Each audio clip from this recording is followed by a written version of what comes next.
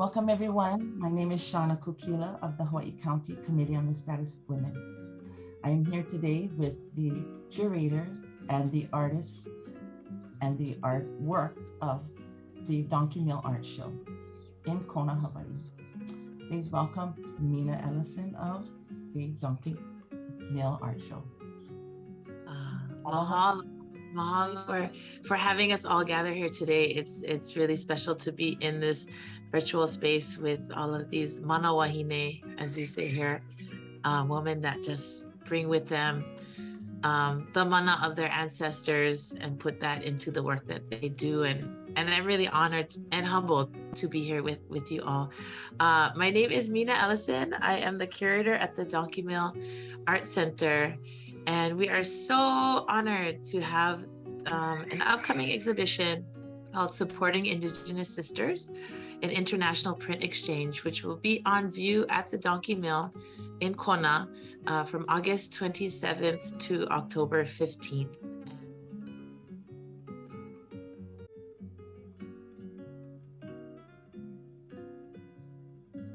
Today joining us, we do have Catherine Prose, Melanie Yazzie, and one of our beautiful artists, Jordan, joining us today. And, you know, this portfolio exchange was brought to my attention by a dear friend, Rebecca Ramos, who told me about her participation in this project. And I was like, yes, we have to do this. We have to bring this to our community, to our island, which, you know, really, as I'm learning more about the heartbreaking this issue that is affecting so many Native Hawaiian women, you know, and of course Indigenous women all over the world. But you know, it really opened my eyes to what is happening here in Hawaii, and how that relates to the experiences of others, of our First Nations sisters on Turtle Island. So it has opened my eyes personally to so many things that are painful.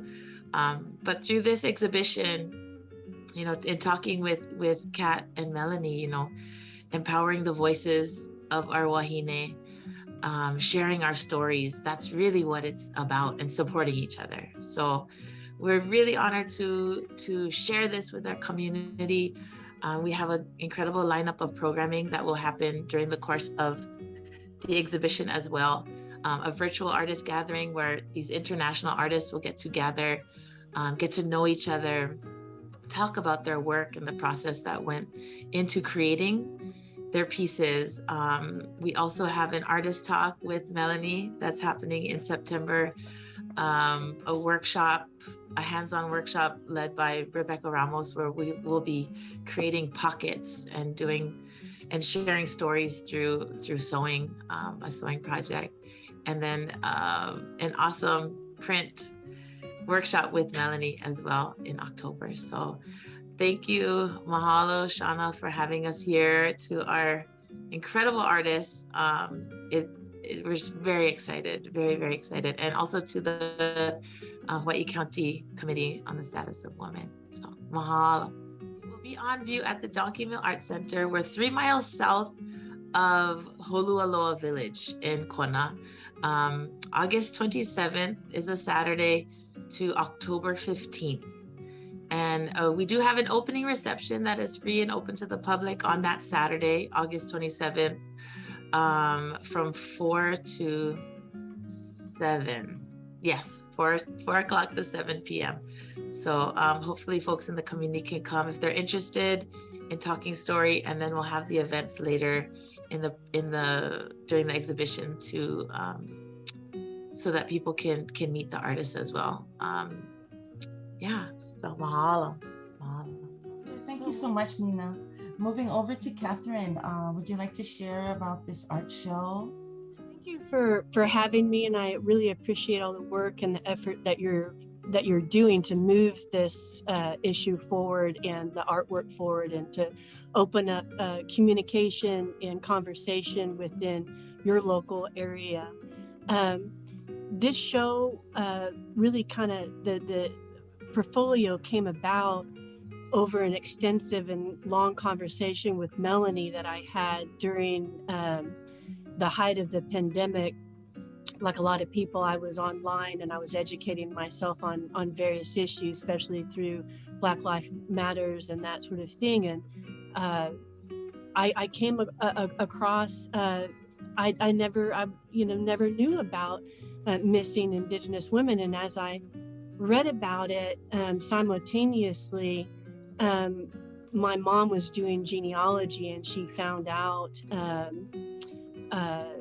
our colonial past of owning people. And I called Melanie, and I was feel like as an artist, my responsibility is to lend my back, for others, to be risen. And I called Melanie on this and felt like we needed to do an exchange specifically about this, because one of my deepest and darkest fears, and I try not to get but it's upsetting, situation. But one of my deepest, darkest worries in life is to have a loved one die in fear or scared or alone or lost.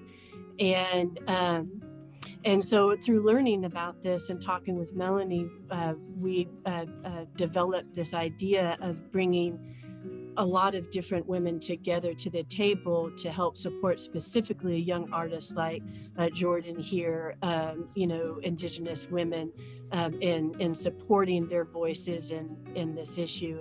And so that's what happened. Of course, during the pandemic, it became a real community effort, right, Melanie? We had to print. Some artists didn't have, access to their studios.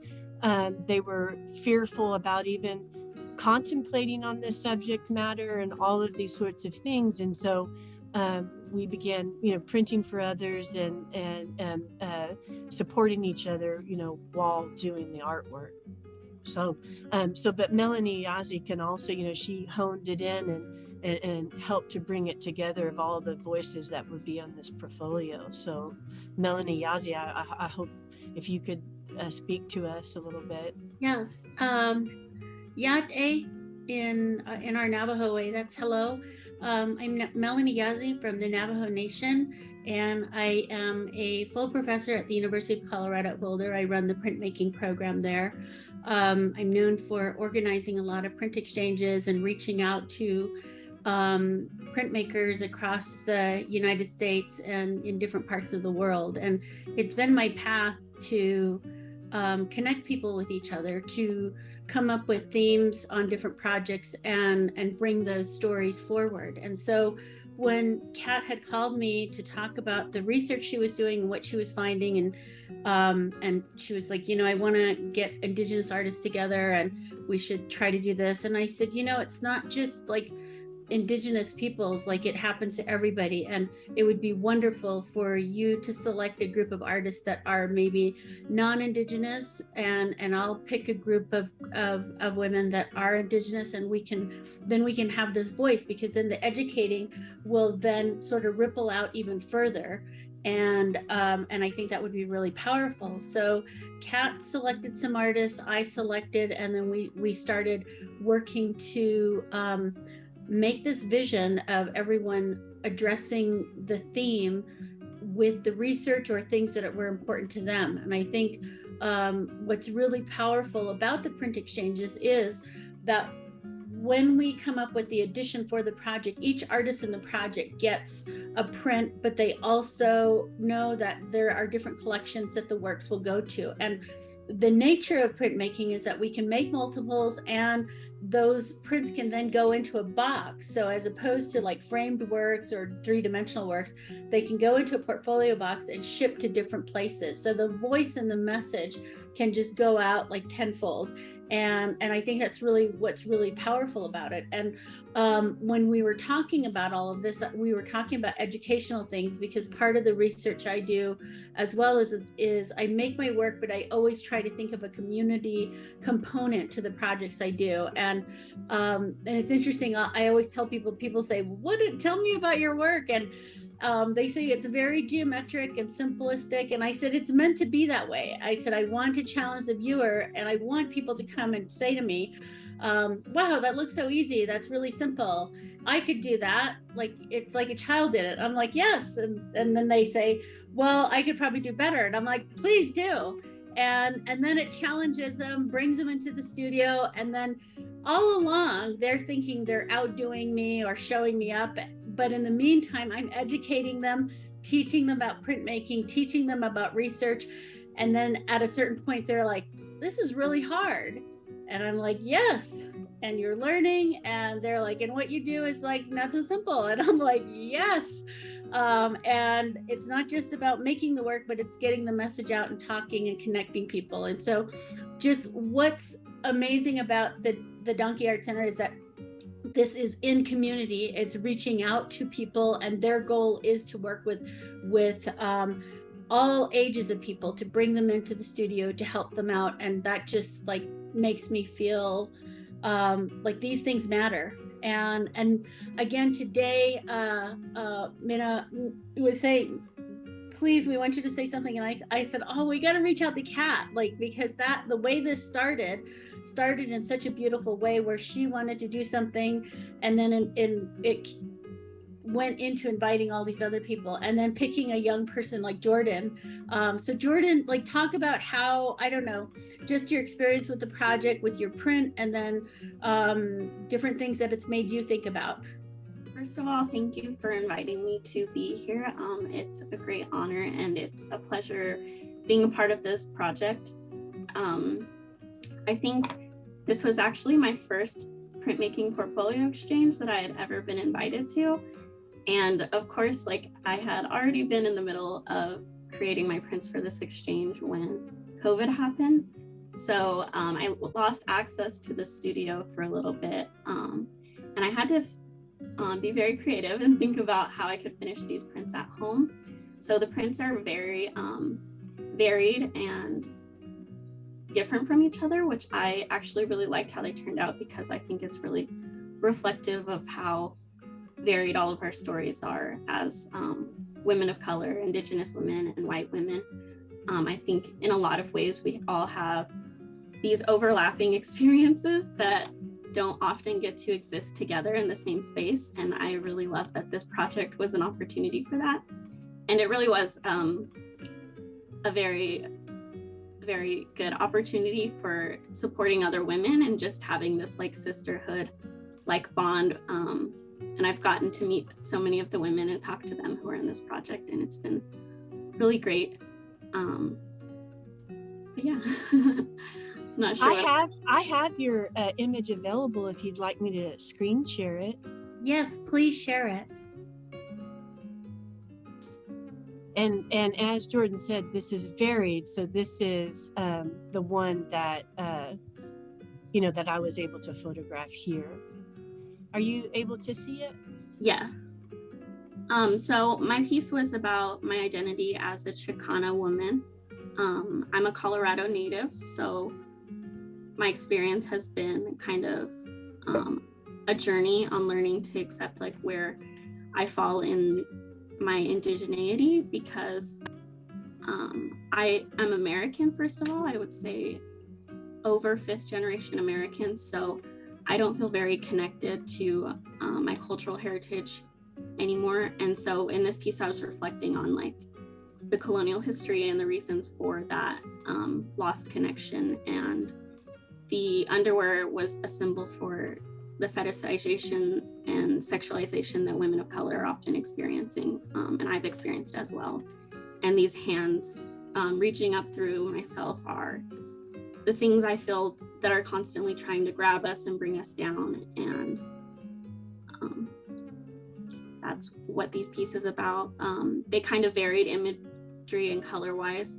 So some were more painted on than others, and some had some dry points in the background, and some had monotype, and they all had screen print. So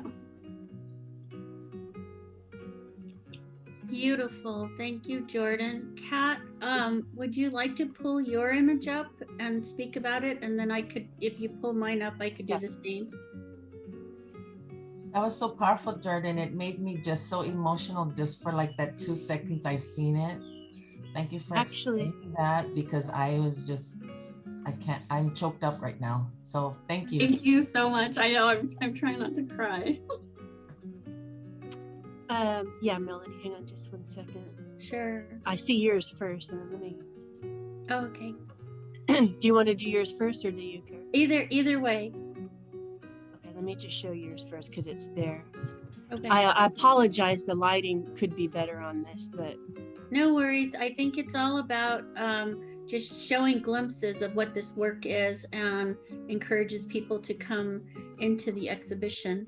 So the piece that I made for the project is a grouping or layers of different prints, and there's a lot of mapping in the images because the maps refer to Indigenous land base, but also just land base for all of us as human beings. That shows up in a lot of my work, and a lot of these things that happen along border lines within Indigenous nations, but also outside of those things. And so the mapping with, distinctions of different states, a lot of times there are different laws in different states and ways in which, I don't know, there's a workarounds in the way that people who've abused women on Indigenous land. There's a different way of how the punishment gets dealt out. And a lot of times it's really difficult. And so I think when this image got put together, I took statistics from a newspaper article from 1993 when I was in graduate school. And when you see the image up a lot closer, it shows you the statistics of alcoholism, of teen suicide, like all these different things in the background. And then I have these images of like little kind of like doll figures, and they're bound, almost like wrapped in bandages and tied.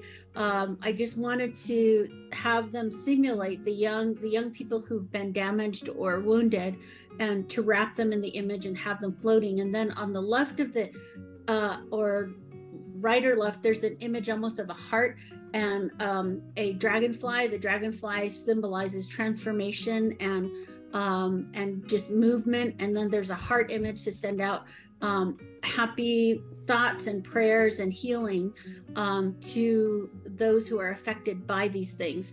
On the Navajo Nation, the city of Farmington is always in the news for all these like terrible events that take place with people abusing Navajo or Indigenous people. There's been a huge amount of stories from Farmington, New Mexico of just horrible things that have happened with Indigenous people. And so there's a real reason why that's sort of on the border of the map. And but I think a lot of the pieces for the project, there's all these layers with the work, and when you talk with the artist, you hear this background of pain, but I think a lot of times we're trying to also insert hope and prayers to go out to those who've been affected by these things.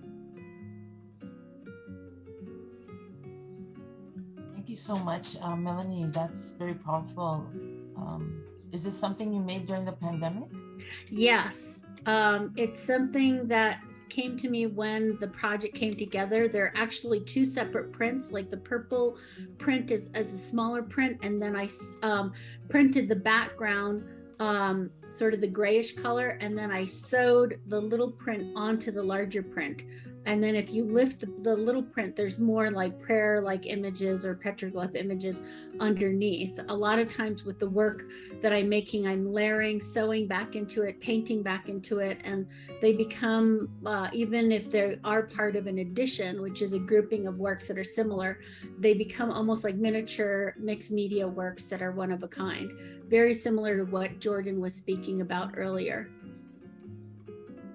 Yes, it's very interesting because I think that this would be a useful tool for even us in Hawaii, as far as the layers of history upon our Native people and the effects, the impacts of that history. So thank you for sharing this. It's very, very deep and powerful as well. Thank you so much. Kat, you should bring your image up. Okay, can you see that? Okay. Beautiful, beautiful. Okay, so with mine, I'd like to read like a poem that I did that kind of describes the symbolism that I'm using in my piece. I'm pulling a lot from my colonial past, and then also just things that give me power. So the poem is called Daisy Protecting Our Indigenous Sisters. And you can see my Daisy dog there in the foreground, looking at the viewer. Birds unify heaven and earth. Hummingbirds bring love, joy, and healing. Blue is our tears, and blue is the water that cleans our wounds. Red dresses symbolize Hemi Black's expression of grief we all share, pointing to religion, overshadowing everything, a primordial man fighting. I give you my mother's handwriting, faithfully strong-willed. I give you my fierce bear claw, deliberate in action. I give you the medicine and playfulness of the quaking aspen, and I give you my companion Daisy to keep watch and to warn you of danger. So my work tends to be, a hodgepodge of a lot of different things, and almost the landscape always lends itself to kind of like this dreamscape, but I'm pulling from symbolism.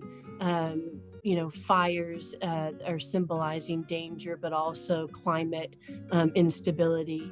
In the horizon line, you can see the windmill turbines are also kind of pointing to the future of what we will need to additionally be aware of while protecting our bodies. And then this idea of the anger and violence of primordial man. And I'm not just pointing to man, I'm just kind of using that as a way to kind of describe that kind of behavior of violence.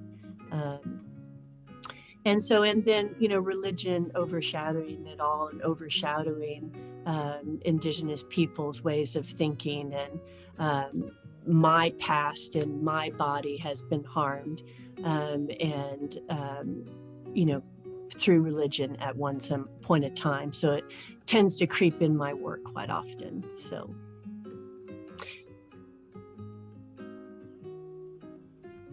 And then the mountain in the background is meant to be Volvo-like. I've been working a lot on this idea of rock and earth, and this idea of Mother Earth, this relationship between women, how the earth is being treated, how women are being treated, and that kind of correlation.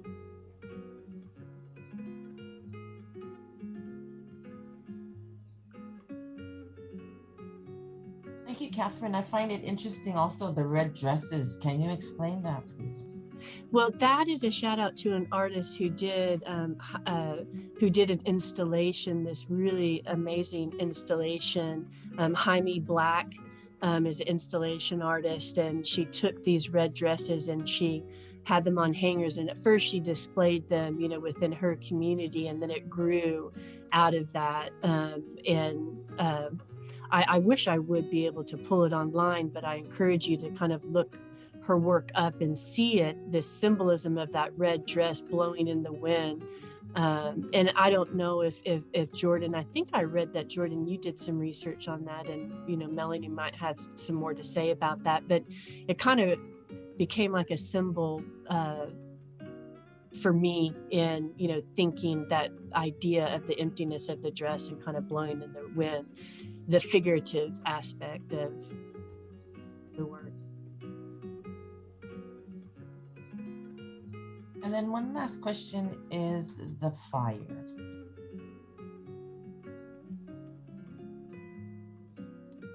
Yeah, the fire, can you see? It's over to the right, and you can see the flames with the smoke. And I've been using that a lot in my work, the wildfires that I actually haven't, of course, we only hear news about our local, but I was, fires are starting all over with the drought. And Colorado, Melanie, you've been battling it like crazy. And so the fire, it points to kind of fire, brimstone, but it's really about this idea of also climate and danger. I think what's beautiful about the project is, as you're saying, with just the three of us, that there's a large group of artists who are responding to this theme with our own visual language and symbolism. And when you look at the work, I think and hope that when people come to it, they see a possibility for them to insert their way of making a statement. And I think a lot of times when I was growing up, there was this idea of what artwork is, or what is a great piece of artwork. And it's always this idea of something realistic, or some beautiful landscape with flowers. And as I grew up, I just thought, I don't draw like that, and I don't see the world that way. And then when I started to experience other artists and hear stories behind the things, I started to realize that there is a stronger, more powerful way in which we can make a mark in the world. And I think my hope with this project is that when people see the works or hear the artists, that they'll be drawn to give themselves permission to make artwork, use their voice in either art making, by poems, by painting, drawing, music, that they're drawn to, I guess, just not sit by and let themselves sit with these things. Because I think a lot of times we have this thing in our world where we think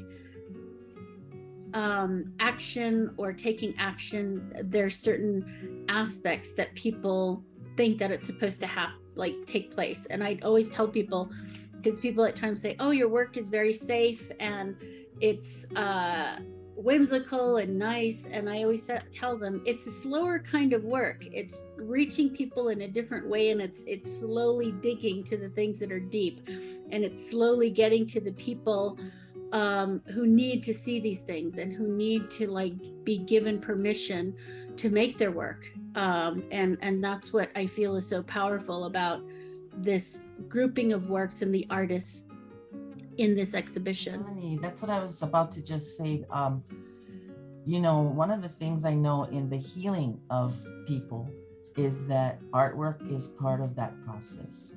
Sometimes words are not there. So art is the only way to express. Some things words cannot express.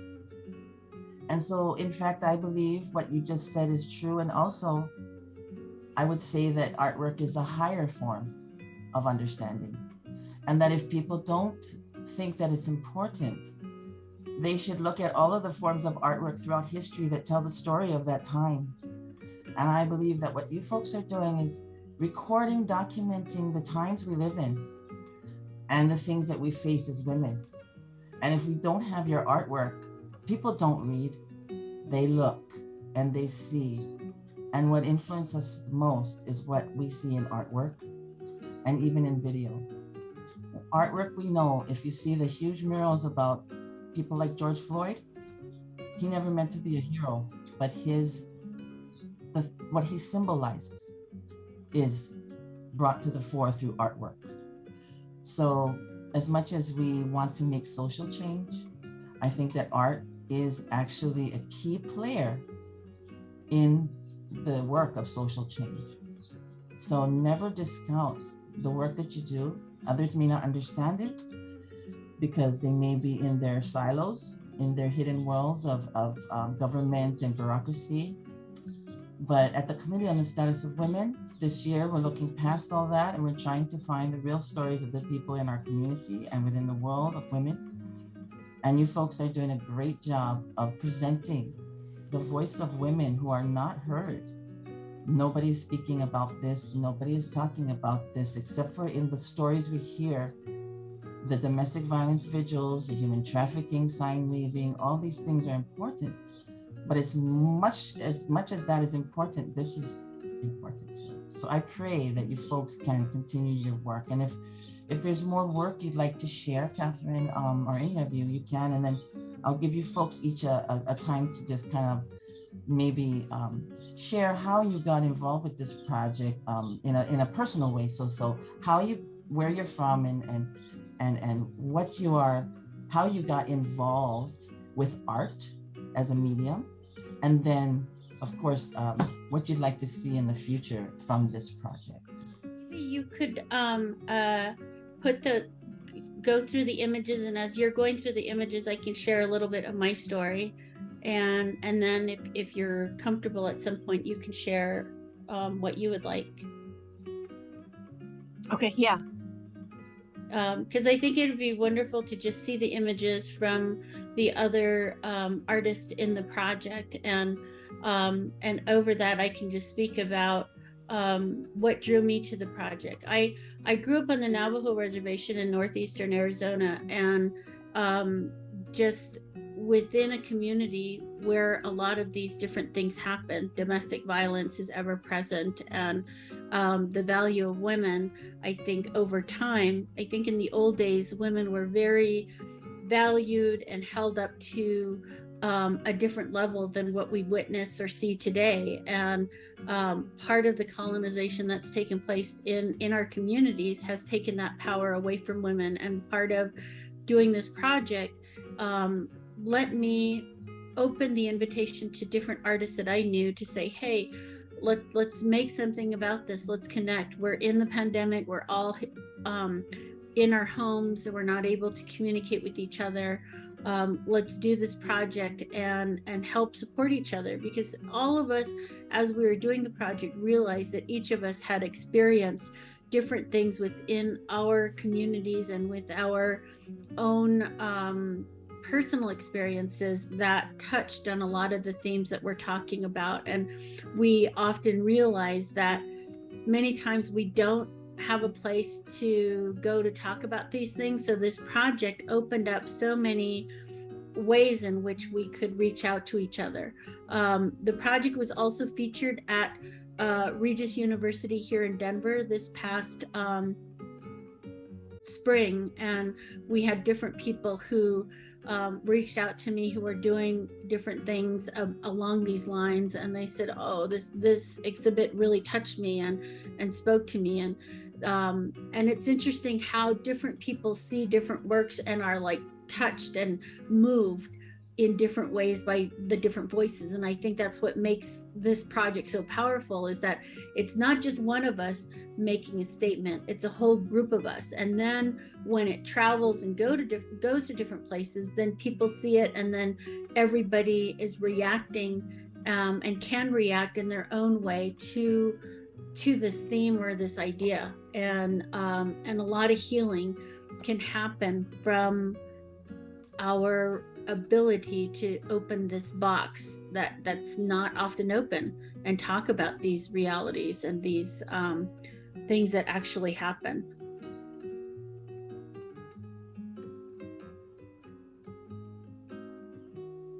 And Kat, when you're ready.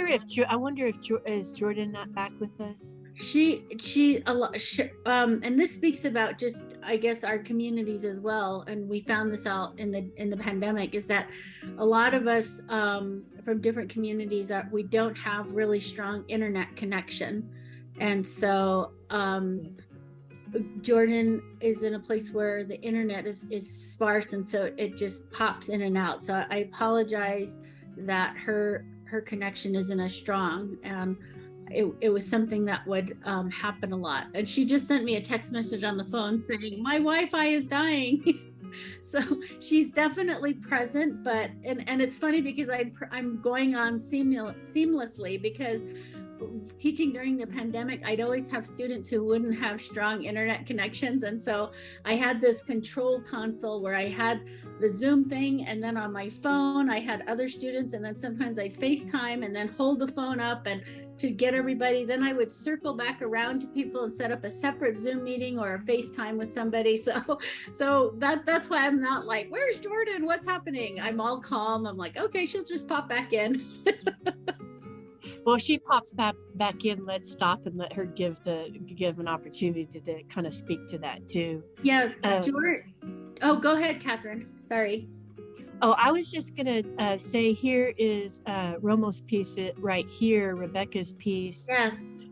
And I wanted to point this out particularly because you can't really understand what's going on here from the two-dimensional image. It really is a three-dimensional project that she did. She took cotton fabric and sewed pillowcases together. And so these are two separate pillowcases that you're seeing, and they do open up. And in each pillowcase, she sewed a beautiful little tag that, you know, has her information on it. But these are sister pillowcases. And so you see the flower image on both, but one is the reverse of the other. So the negative space takes a different form, and then the positive space takes a different form. And they're actual pockets, like you could stick your fingers in these little pockets, and those are pockets for dreams. And so these are sister pillowcases, and you're meant to sleep on it, you know, and for your dreams. And I just think I just broke down in tears when I received this piece. I just couldn't believe the care and love and thought that she put into this beautiful piece. So I just wanted to kind of share that with you really quickly. But so, you know, the question that you had asked was kind of a broader question, how we came to art. And, you know, I came to art as a really young age because I had really extreme experiences at a young age. I was molested by a babysitter, and I have this auditory dyslexia, so I was held back in school and felt very, as you can imagine, everybody here has been a youth, and you know how isolating all of that could feel.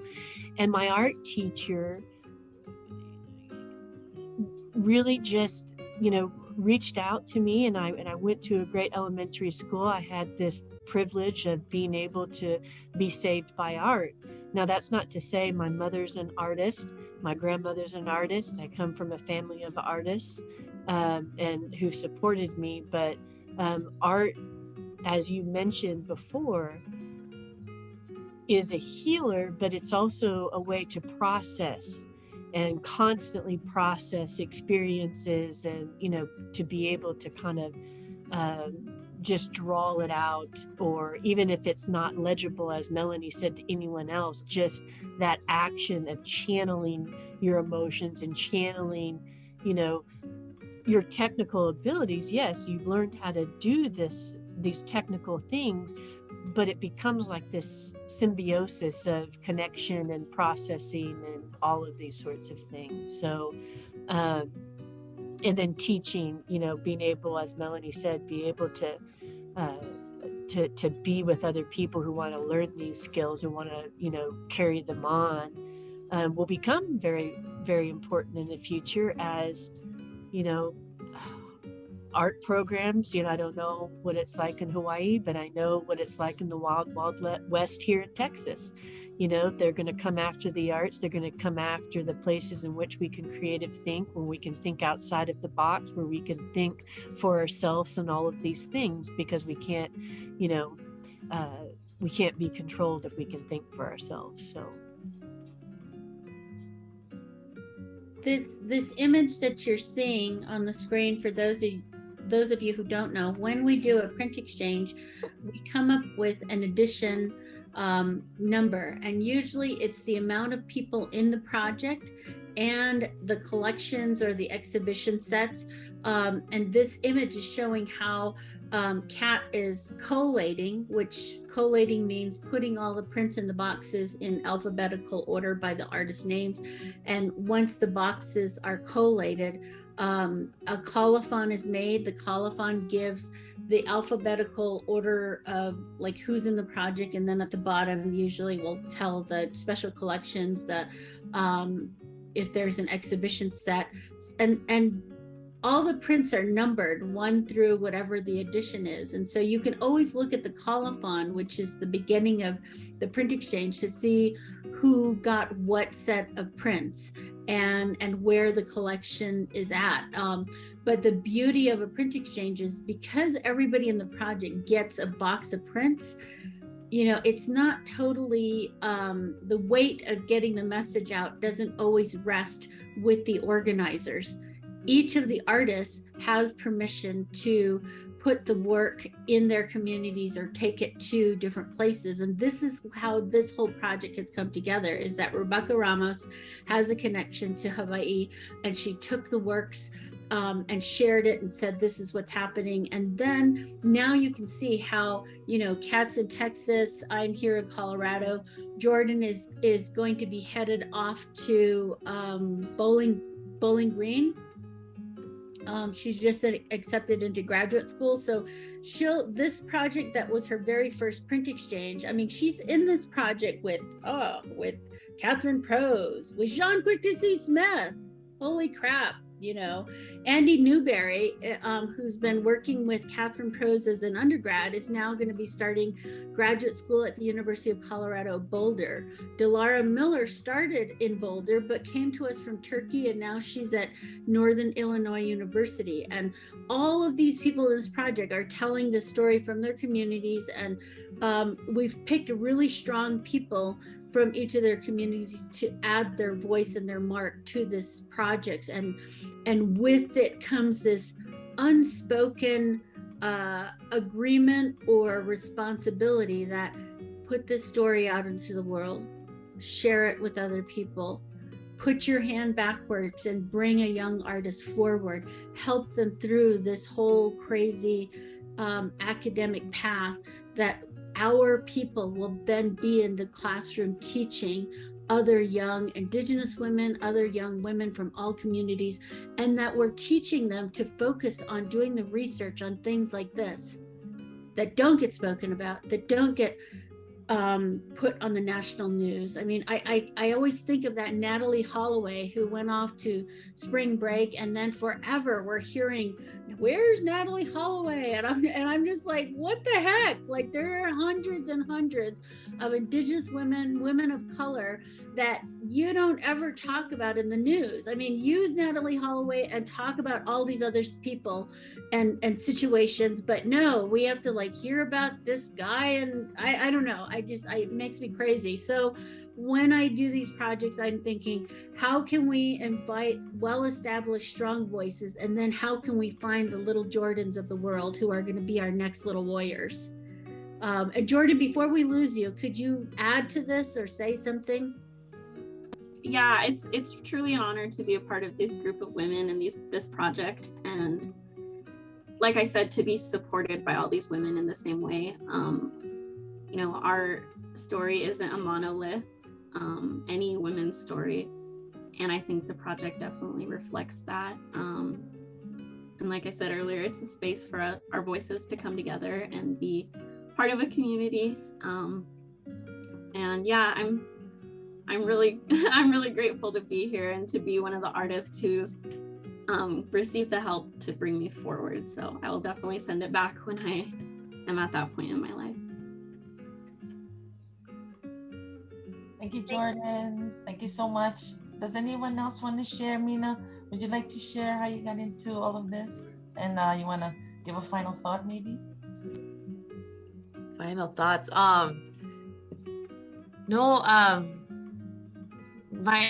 My journey as being a curator, you know, has been recognizing what we don't like to talk about it often, of the authority, right? And other word is the mana, the power in where we're at, you know, professionally even too. You know, what am I able to do as curator at the Donkey Mill Art Center is to hold spaces for these stories and to use whatever authority I may have to shine light on these incredible stories that really connect us. You know, I think as Hawaiians, we it's been in conversation with me lately, like we are the center of our universe, right?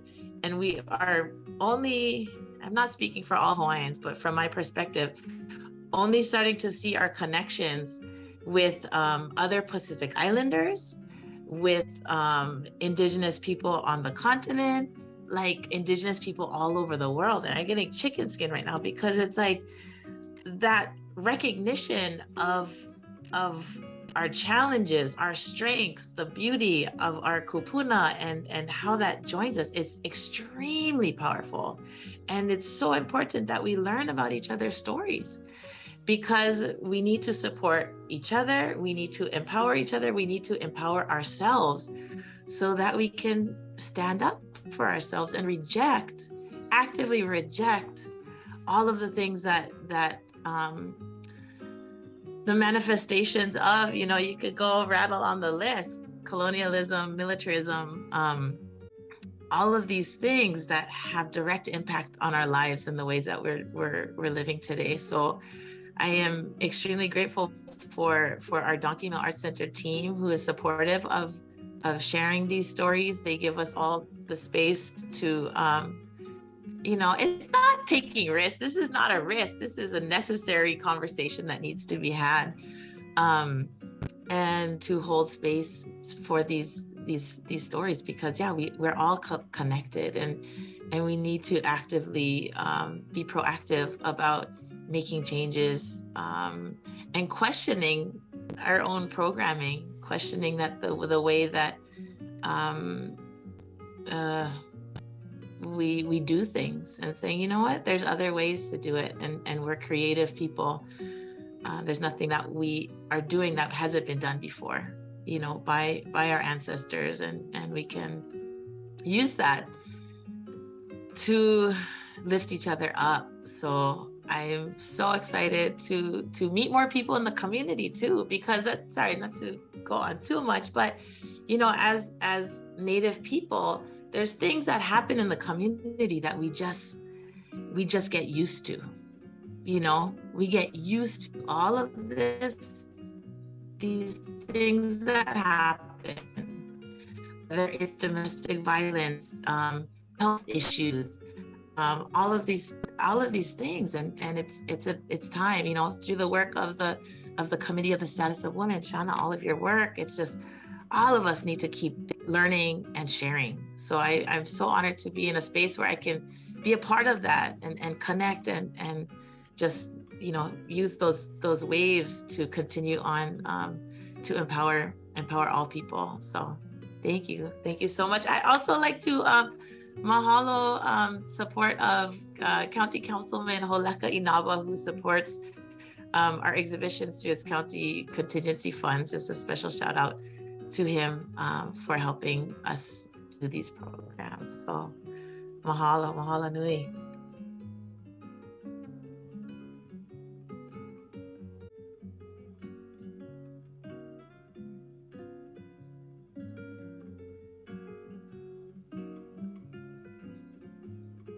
I just wanted to thank the community of Hawaii for letting us come into your community to share our artwork. And I want to encourage women, all women of all ages, that you can make artwork. It can be something that you've embroidered. It can be like a drawing on sticky notes. You could do hundreds of them, put them on the wall. Like, it doesn't have to be this thing that's in this box that has to be a certain way.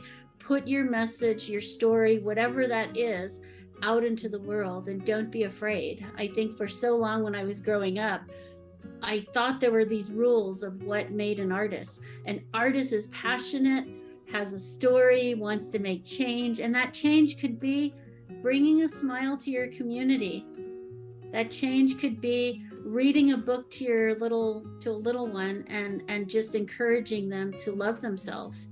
That's the most powerful artwork and the most powerful movements, because when you're encouraging a little one, they will grow strong, and they will be able to fight these fights. They will be able to make these changes because they believe in themselves. And I believe in all of you, and I love you.